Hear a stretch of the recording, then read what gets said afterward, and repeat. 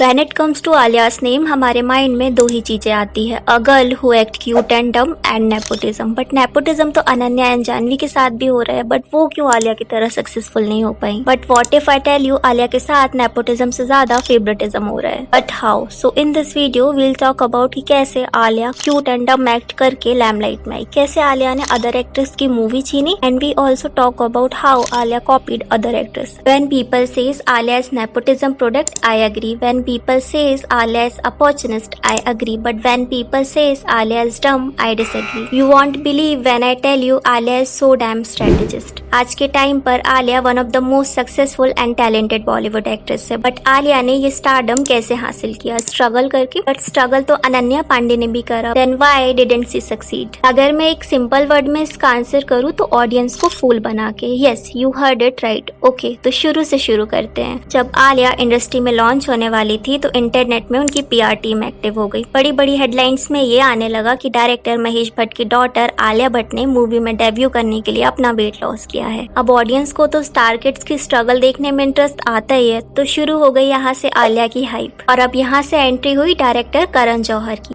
Yes, Karan Johar, who is godfather of nepotism, who obsessed with star kids and over obsessed with Alia. और फिर करण ने आलिया को अपनी फर्स्ट मूवी में साइन किया, which is student of the year. And as you all know, Alia ने movie में एक डम रिच किड का रोल प्ले किया था। एंड यहाँ से स्टार्ट हुई आलिया की first strategy, act cute and dumb, people will surely notice you. And ये हुआ भी। जब कॉफी विद करण में आलिया से पूछा गया कि इंडिया का प्रेसिडेंट कौन है, तो आलिया सेड पृथ्वीराज चौहान।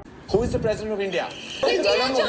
और यहाँ से आलिया ट्रोल होना स्टार्ट हो गई। बड़े बड़े न्यूज चैनल में हेडलाइंस आने लगी, बड़े बड़े मीम्स चैनल में आलिया की मीम्स शेयर होने लगे। Everybody thinks Alia is dumb and privileged. But answer तो वरुण धवन ने भी रॉन्ग दिया था। मनमोहन सिंह। बट क्यों आलिया को ही ट्रोल किया गया? इसका सिंपल आंसर है Alia's PR। And here comes Alia's second strategy, hire a good PR। Alia की PR टीम ने बड़े बड़े मीडिया चैनल्स हायर करे, बड़े बड़े मीम्स चैनल्स हायर करे just for Alia's publicity. South Africa का प्रेसिडेंट पता है?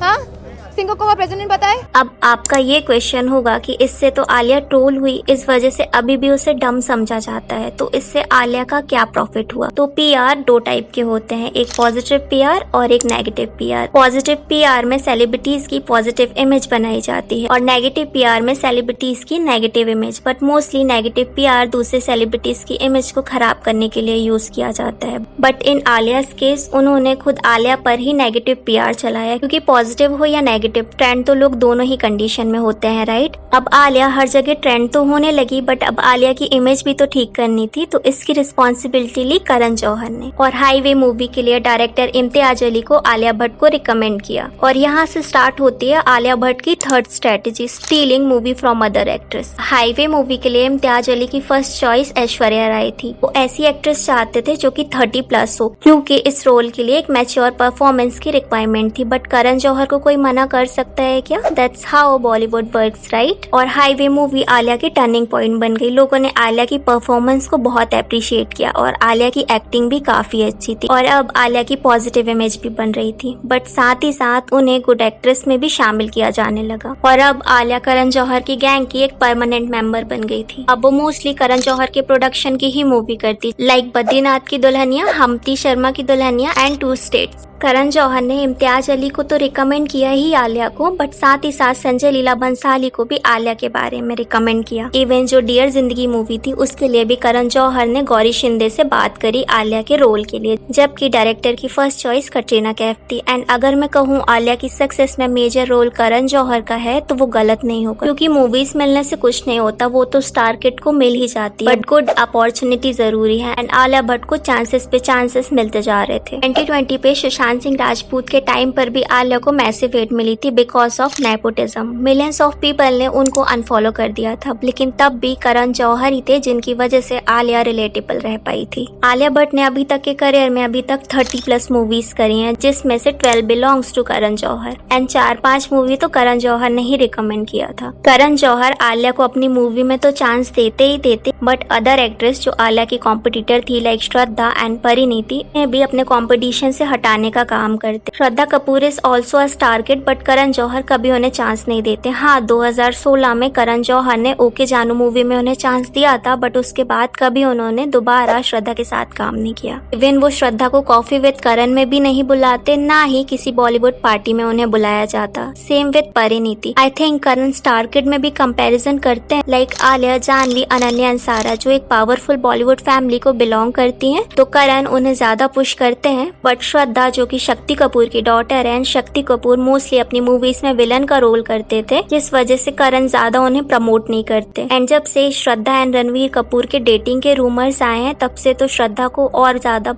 उन्हें प्रमोट नहीं करते।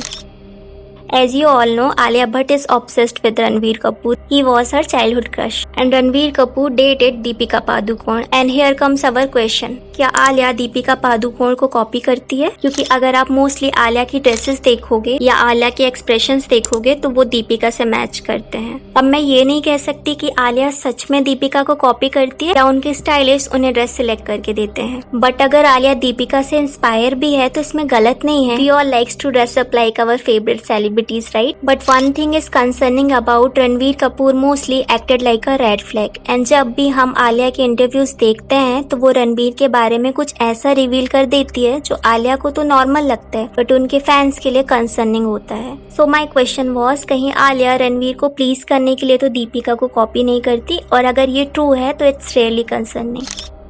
और अभी कुछ टाइम पहले जिगरा मूवी का ट्रेलर रिलीज हुआ। Of course is produce by Karan Johar, but mostly उस ट्रेलर में ये कमेंट आ रहे हैं कि आलिया की एक्टिंग में कोई इम्प्रूवमेंट नहीं है। Her acting are mostly same in every movies. But अगर आप ओवर द ईयर में आलिया की हर एक मूवी को एक दूसरे से कंपेयर करोगे तो उसमें आपको काफी डिफरेंस मिलेगा, क्योंकि आलिया ने खुद को काफी इम्प्रूव किया है। ऑफ कोर्स आलिया को अपॉर्चुनिटी मिली है, but it was worth it, because other nepo kids की तरह उन्होंने सब कुछ डायरेक्टर पर नहीं छोड़ा, उन्होंने खुद को इम्प्रूव किया, अपनी एक्टिंग को इम्प्रूव किया, and that's why everybody loves her. So these 4 things works for Alia: act cute and dumb, hire a good PR, steal movies, and give a good performance. And now you know how Alia fooled us. So what are your thought about Alia's strategy? Please do a comment. And Bollywood PR क्या होता है, इससे हम कैसे manipulate हो रहे हैं, जानने के लिए इस वीडियो को क्लिक करिए।